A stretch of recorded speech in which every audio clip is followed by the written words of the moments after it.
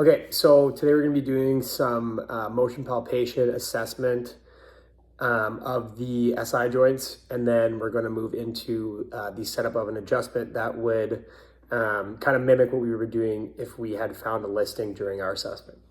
So we'll have the patient stand here about arm's length away from this chair that they can use to support themselves because they're going to be needing to lift their knees up as part of the assessment here.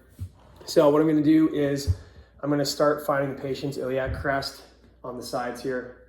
So find that. I can work my way back until I find PSISs. So PSISs, I'm going to have my right thumb starting on the right PSIS.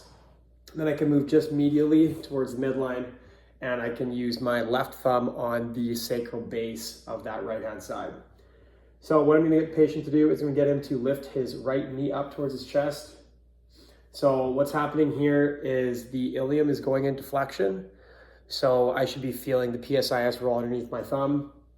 And then the sacral base at the same time should be going into nutation.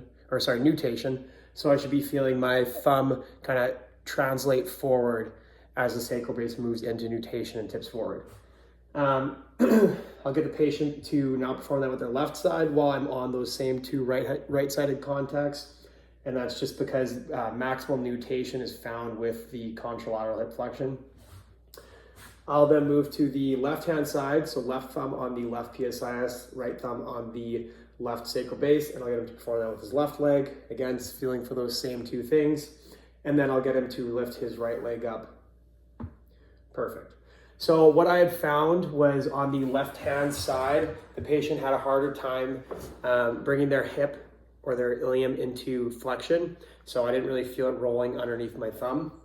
So what I'll do here is I will have the patient lie with their left side in the air for me. Make sure the headrest is at a good height. He's gonna have his legs straightened out here. I'm gonna bring his hips a little bit closer. And then he's just going to cross his arms slightly for me. I'm going to bring his knee up so his hips flex a little bit more. And then I'm going to bring it down and then secure it with my back leg. From there, I can bring him further down with my contact on his ischium to help bring it into further flexion. And then from there, my vector would be P to A down the line of the femur with a drop.